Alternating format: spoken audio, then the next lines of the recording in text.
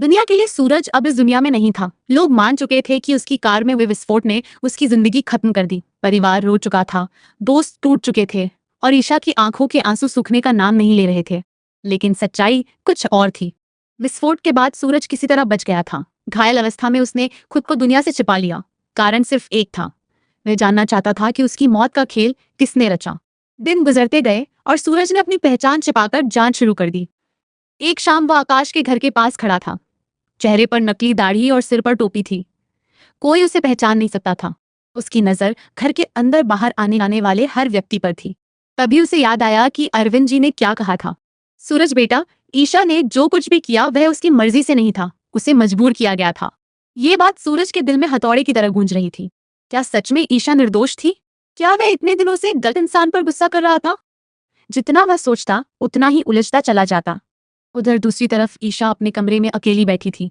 उसके सामने पाव भाजी की प्लेट रखी थी।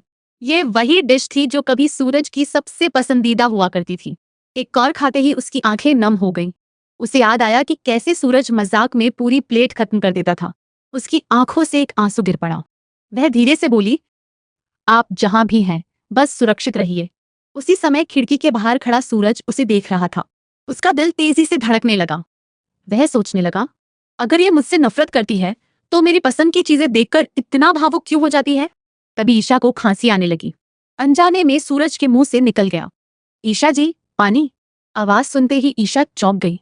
उसका दिल धड़क उठा। उसे लगा जैसे सूरज आसपास ही हो। वह भागकर दरवाजा खोलती है, लेकिन बाहर कोई नहीं था।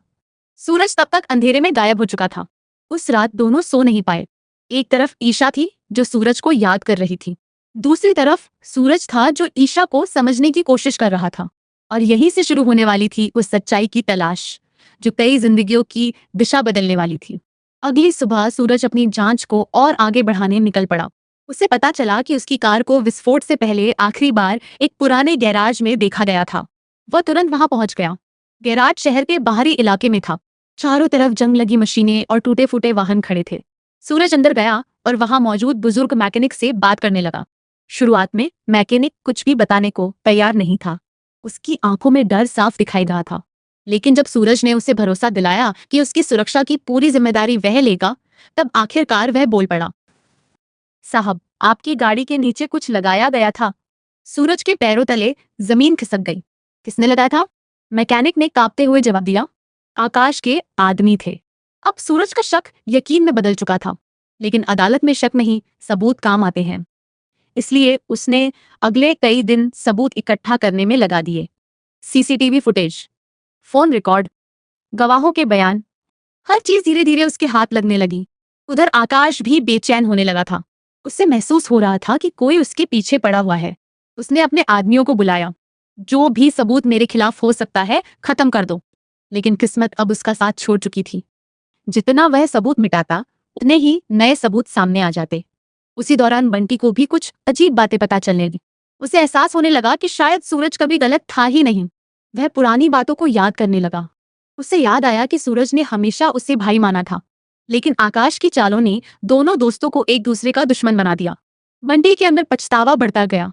आखिर उसने फैसला किया, अब चाहे जो हो जाए वह सच का साथ देगा। उसी शाम उसने ईशा को मंदिर में देखा। ईशा भगवान के सामने बैठी रो रही थी। वह बार बार एक ही बात कह रही थी, हे भगवान, सूरज जहां भी हो सुरक्षित रहे। ये सुनकर बंटी स्तब्ध रह गया। अगर ईशा सच में आकाश की पत्नी थी तो फिर सूरज के लिए इतनी चिंता क्यों? यही सवाल उसके मन में तूफान की तरह उठने लगा और जल्द ही उसे इसका जवाब मिलने वाला था। उस रात बंटी ने ईशा से मिलने का फैसला किया। काफी देर समझाने के बाद आखिरकार ईशा बोलने को तैयार हुई। उसकी आंखें आंसुओं से भरी थीं। वह बोली, जो सच मैं बताने जा रही हूँ उसके बाद सब कुछ बदल जाएगा। बंटी चुपचाप सुनता रहा। ईशा ने बताया कि उसकी और आकाश की कभी शादी हुई नहीं थी। यह सुनते ही बंटी के होश उड़ गए। ईशा ने आगे कहा, मैं सिर्फ मजबूरी में उसके साथ रह रही हूँ। फिर उसने अपनी माँ की कहानी सुनाई। कैसे गुलाब सिंह ने उसकी माँ को बंदी बना रखा था, कैसे आकाश उसे धमकाता था, कैसे उसे सूरज के खिलाफ झूठ बोलने पर मजबूर किया गया। हर शब्द के साथ बंटी का गुस्सा बढ़ता जा रहा था। उसे समझ आ गया कि असली अपराधी कौन है। उसी रात उसने एक गुप्त जगह पर सूरज और ईशा की मुलाकात करवाई। जैसे ही ईशा ने सूरज को देखा वह खुद को रोक नहीं पाई। वह दौड़कर उसके गले लग गई। दोनों की आंखों से आंसू बहने लगे। कई महीनों का दर्द एक पल में बाहर निकल आया। सूरज ने धीरे से पूछा, आखिर क्यों? ईशा ने सारी सच्चाई बता दी। उसने बताया कि उसने हमेशा सूरज को ही अपना पति माना है। उसने कभी आकाश को अपना जीवन साथी नहीं समझा। यह सुनकर सूरज की आंखें भर आईं। उसे अपनी गलतियों का एहसास होने लगा। उसे लगा कि उसने बिना सच्चाई जाने ईशा को कितना दर्द दिया। लेकिन अब समय पछताने का नहीं था। अब समय था लड़ने का। और इस लड़ाई का लक्ष्य सिर्फ एक था, आकाश। कुछ दिनों बाद सूरज को एक ऐसी चीज मिली जिसने पूरी कहानी बदल दी। वह थी एक पेन ड्राइव। पहली नजर में वह साधारण दिखाई देती थी, लेकिन उसके अंदर छिपा सच किसी बम से कम नहीं था। सूरज ने लैपटॉप में पेन ड्राइव लगाई। वीडियो शुरू हुआ। स्क्रीन पर आकाश दिखाई दिया। वह अपने आदमियों के साथ बैठा था। और फिर वह शब्द सुनाई दिए जिन्होंने सूरज को हिला दिया, गाड़ी में बम लगा दो। कमरे में सन्नाटा छा गया। आगे की रिकॉर्डिंग और भी खतरनाक थी। आकाश साफ साफ कह रहा था कि अगर सूरज बच भी जाए तो उसे हमेशा के लिए खत्म कर देना। अब सब कुछ स्पष्ट था। यह सिर्फ शक नहीं रहा, यह हत्या की साजिश का सीधा सबूत था। सूरज ने तुरंत अपने वकील से संपर्क किया। सभी सबूत व्यवस्थित किए गए। गवाहों को तैयार किया गया और आखिरकार मामला कोर्ट तक पहुंच गया। उधर आकाश को जब यह खबर मिली तो उसके होश उड़ गए। उसे पहली बार महसूस हुआ कि शायद इस बार वह बच नहीं पाएगा। लेकिन फिर भी उसने हार नहीं मानी। वह आखिरी कोशिश करने वाला था। उसे नहीं पता था कि उसकी हर चाल अब उसी पर भारी पड़ने वाली है। कोर्ट की पहली सुनवाई का दिन आ गया। पूरा शहर वहां मौजूद था। सबको यही लगता था कि सूरज मर चुका है। लेकिन अचानक कोर्ट का दरवाजा खुला और अंदर दाखिल हुआ एक ऐसा चेहरा जिसे देखकर सब स्तब्ध रह गए। वह सूरज था, जिंदा। कोर्ट रूम में सन्नाटा छा गया। ईशा की आंखों में खुशी के आंसू आ गए। ताई मां रो पड़ी। अरविंद जी भगवान का धन्यवाद करने लगे। लेकिन सबसे बड़ा झटका आकाश को लगा। उसका चेहरा सफेद पड़ चुका था। उसे विश्वास ही नहीं हो रहा था कि सूरज उसके सामने खड़ा है। सुनवाई शुरू हुई। एक एक करके सबूत पेश किए गए। CCTV footage, phone recording, garage mechanic की गवाही और आखिर में वह पेन ड्राइव। रिकॉर्डिंग सुनते ही कोर्ट में मौजूद हर व्यक्ति समझ गया कि असली अपराधी कौन है। आकाश के वकील लगातार बचाव करने की कोशिश करते रहे, लेकिन हर दलील के सामने नया सबूत खड़ा हो जाता। फिर बंटी को गवाही के लिए बुलाया गया। उसने पूरी कहानी सुनाई, कैसे उसकी और सूरज की दोस्ती तोड़ी गई, कैसे उन्हें एक दूसरे के खिलाफ भड़काया गया, कैसे उसने गाड़ी में बम देखा था। उसकी गवाही ने पूरे मामले की दिशा बदल दी। सूरज की आंखें नम हो गईं। वर्षों बाद उसे अपना दोस्त वापस मिल रहा था और अब अगली सुनवाई में होने वाला था सबसे बड़ा खुलासा, ईशा की गवाही। क्या एक गवाही कई सालों के झूठ को एक ही पल में खत्म कर सकती है? कोर्ट रूम में उस दिन ऐसा ही माहौल था। हर किसी की नजर एक ही इंसान पर टिकी हुई थी, ईशा। बंटी की गवाही खत्म होते ही जज ने ईशा को गवाहों के कटघरे में बुलाया। जैसे ही ईशा आगे बढ़ी, पूरे हॉल में सन्नाटा छा गया। लोगों को पता था कि अब जो भी कहा जाएगा वह इस मामले की दिशा हमेशा के लिए बदल सकता है। ईशा ने कांपते हुए हाथों से गीता को छुआ और सच बोलने की शपथ ली। आकाश की नजरें लगातार उसी पर टिकी थी। वह चाहता था कि ईशा डर जाए, चुप हो जाए या फिर आधा सच बोले। लेकिन इस बार हालात अलग थे। अब ईशा अकेली नहीं थी, सूरज उसके साथ खड़ा था। ईशा ने गहरी सांस ली और बोलना शुरू किया। आज मैं जो कहने जा रही हूँ वह शायद मुझे बहुत पहले कह देना चाहिए था। पूरा कोर्ट ध्यान से सुनने लगा। मेरी और आकाश की कभी शादी नहीं हुई थी। ये सुनते ही कोर्ट में हलचल मच गई। लोग एक दूसरे की तरफ देखने लगे। आकाश का चेहरा तनाव से भर गया। ईशा ने आगे कहा, मैं मजबूरी में उसके साथ रह रही थी। उसने मेरी माँ को नुकसान पहुंचाने की धमकी दी थी। उसने मुझे सूरज के खिलाफ झूठ बोलने पर मजबूर किया। उसकी आंखों से आंसू बहने लगे, लेकिन उसने खुद को संभाला। मैंने हमेशा सूरज को ही अपना पति माना है। मैंने कभी उसे धोखा नहीं दिया। यह सुनते ही ताई माँ की आंखें भर आईं। उन्हें याद आने लगा कि उन्होंने कितनी बार ईशा को गलत समझा था। ईशा ने एक एक घटना बतानी शुरू की। कैसे उसकी माँ को बंधक बनाया गया, कैसे उसे ब्लैकमेल किया गया, कैसे हर कदम पर उसे डराकर फैसले लेने के लिए मजबूर किया गया। फिर उसने वह दिन याद किया जब उसे सूरज के खिलाफ झूठा बयान देना पड़ा था। उस दिन मैं अंदर से टूट गई थी। मुझे पता था कि मैं गलत कर रही हूँ, लेकिन मेरे पास कोई रास्ता नहीं था। कोर्ट रूम में मौजूद कई लोगों की आंखें नम हो चुकी थीं। सूरज चुपचाप उसे देख रहा था। अब उसे पूरी तरह समझ आ चुका था कि ईशा ने जो कुछ किया वह विश्वासघात नहीं बल्कि बलिदान था। ईशा ने अपनी बात खत्म करते हुए कहा, अगर प्यार का मतलब किसी की खुशी के लिए खुद दर्द सहना है तो मैंने वही किया। कुछ पल के लिए पूरा हॉल शांत हो गया। फिर जज ने पूछा, क्या आपके पास अपने दावों के समर्थन में कोई सबूत है? ईशा ने सिर हिलाया। उसके वकील ने कई रिकॉर्डिंग, मैसेज और दस्तावेज कोर्ट में पेश किए। इन सबूतों ने उसकी बात को मजबूत कर दिया। अब आकाश के चेहरे पर चिंता साफ दिखाई दे रही थी। उसका बनाया हुआ झूठ का महल दरकने लगा था। लेकिन कहानी अभी खत्म नहीं हुई थी, क्योंकि आकाश अभी भी हार मानने के लिए तैयार नहीं था। वह एक आखिरी चाल चलने वाला था, और वह चाल इतनी खतरनाक थी कि एक बार फिर सभी की जान खतरे में पड़ सकती थी। क्या होता है जब कोई इंसान हार के डर से सारी सीमाएं पार कर देता है? ईशा की गवाही के बाद आकाश समझ चुका था कि अदालत में उसका बचना लगभग नामुमकिन है। सारे सबूत उसके खिलाफ जा रहे थे, गवाह उसके खिलाफ बोल रहे थे, और सबसे बड़ी बात, सूरज जिंदा था। जिस इंसान को वह अपनी सबसे बड़ी बाधा मानता था, वही आज उसकी हार का कारण बन चुका था। उस रात आकाश अपने फार्म हाउस पहुंचा। वह गुस्से से बेकाबू था। उसे कमरे में रखी कई चीजें तोड़ दी। उसके आदमी डरकर दूर खड़े थे। कुछ देर बाद उसने अपने सबसे भरोसेमंद आदमी को बुलाया। अगर मैं डूब रहा हूं तो किसी और को भी चैन से नहीं जीने दूंगा। उसकी आंखों में खतरनाक चमक थी। 2 दिन बाद सूरज को खबर मिली कि आकाश के आदमी एक गवाह का पीछा कर रहे हैं। सूरज तुरंत वहां पहुंचा। एक सुनसान सड़क पर गवाह की कार को रोकने की कोशिश की जा रही थी। स्थिति खतरनाक होती जा रही थी, लेकिन सही समय पर सूरज पहुंच गया। उसने पुलिस को सूचना दी और कुछ ही मिनटों में पूरी जगह पुलिस से घिर गई। आकाश के आदमी गिरफ्तार कर लिए गए। उनके फोन से कई नए सबूत मिले। इन सबूतों में साफ दिखाई दे रहा था कि यह सब आकाश के आदेश पर हो रहा था। जब पुलिस ने आकाश से पूछताछ की तो उसने पहले सब कुछ नकार दिया, लेकिन तकनीकी जांच में उसके फोन रिकॉर्ड और लोकेशन सामने आ गए। अब उसका बचाव और कमजोर हो गया। उधर कोर्ट में अगली सुनवाई नजदीक आ रही थी। मीडिया लगातार इस मामले को दिखा रहा था।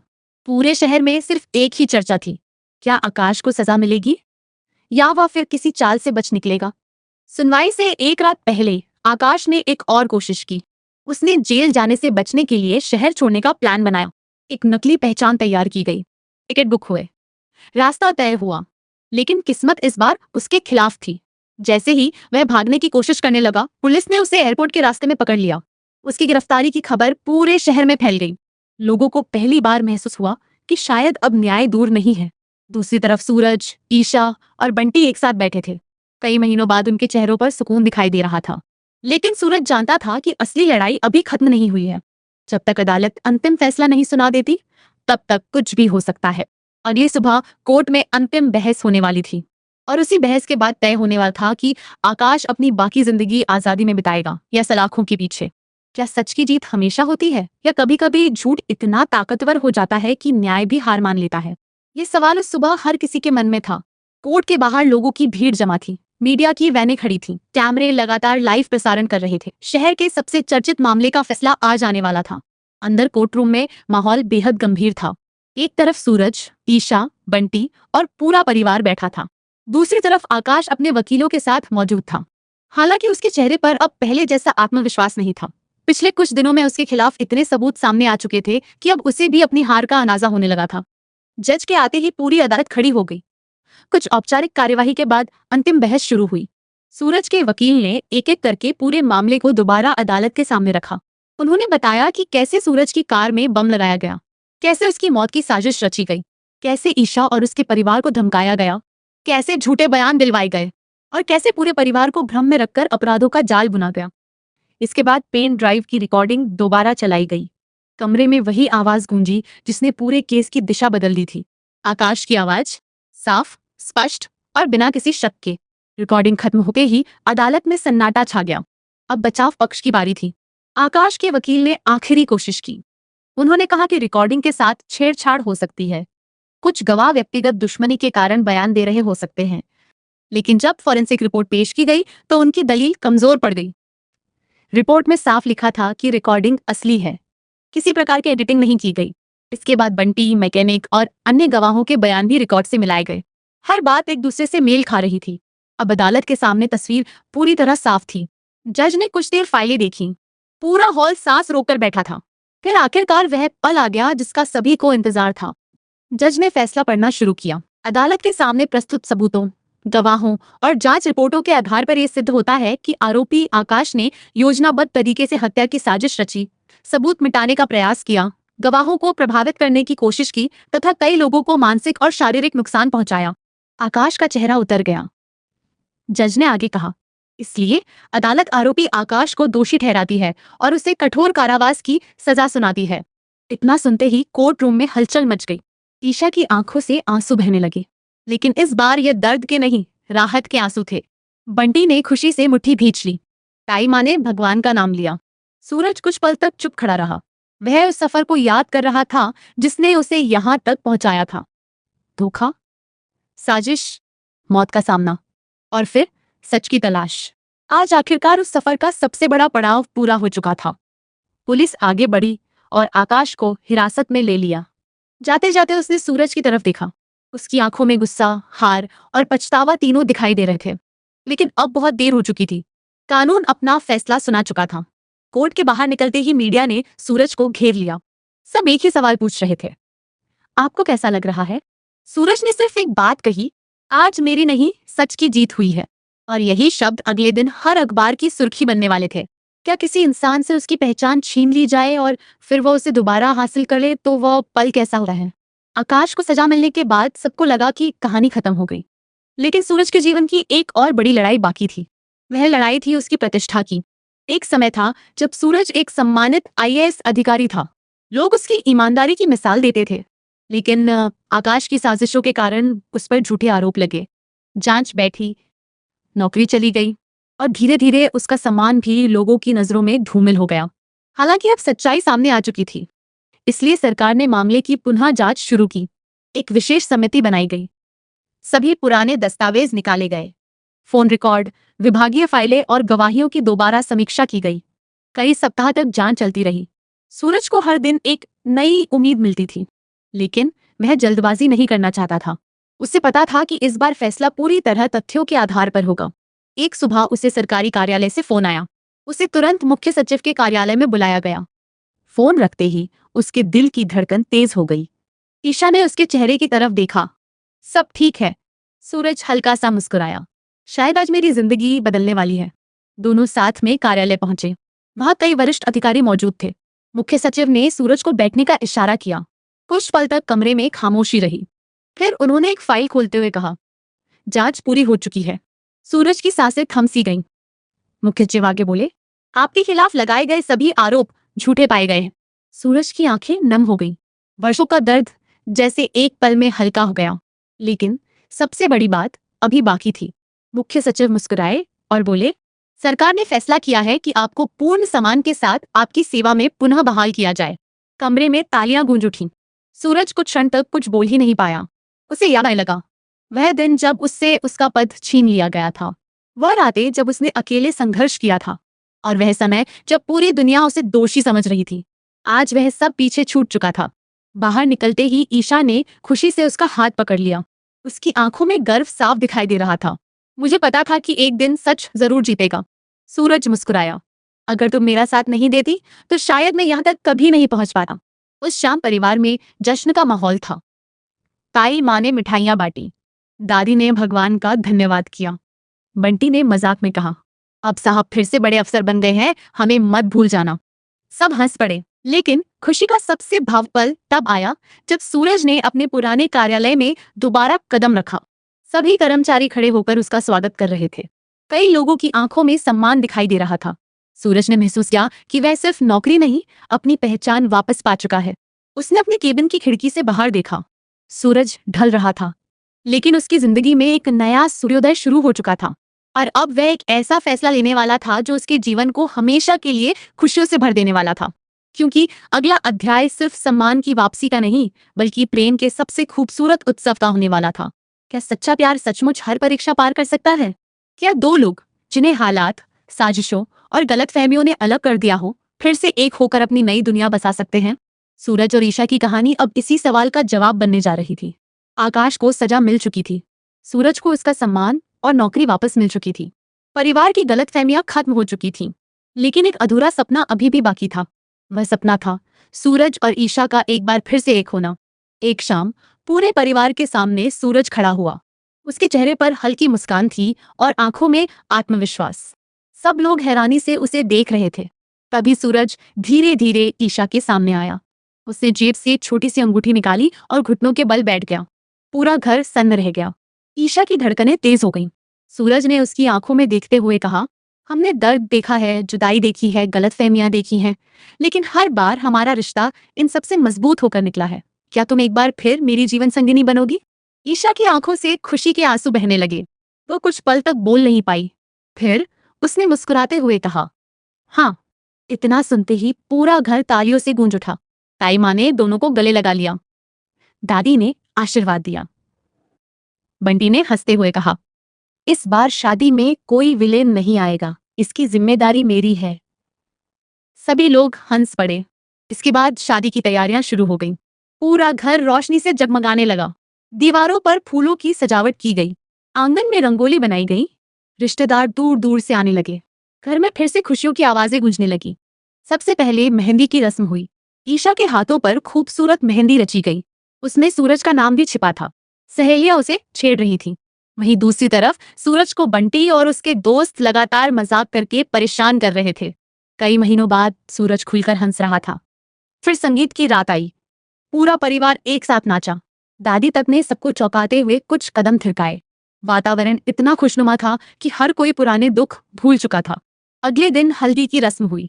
पीले कपड़ों में सूरज और ईशा दोनों बेहद खुश नजर आ रहे थे। परिवार के सदस्य उन्हें हल्दी लगाते और ढेरों आशीर्वाद देते। हर कोई महसूस कर रहा था कि यह सिर्फ शादी नहीं बल्कि एक नई शुरुआत है।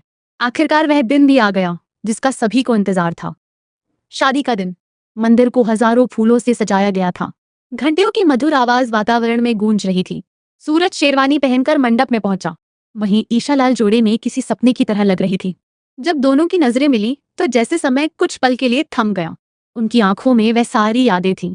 पहली मुलाकात, प्यार, जुदाई, संघर्ष और फिर मिलन। पंडित जी ने मंत्र पढ़ने शुरू किए। अग्नि के सामने दोनों ने 7 फेर लिए। हर फेरे के साथ उन्होंने एक नया वादा किया, विश्वास का, सम्मान का, साथ निभाने का और हर मुश्किल में एक दूसरे का हाथ थामे रहने का। फिर वह पल आया जिसका हर कोई इंतजार कर रहा था।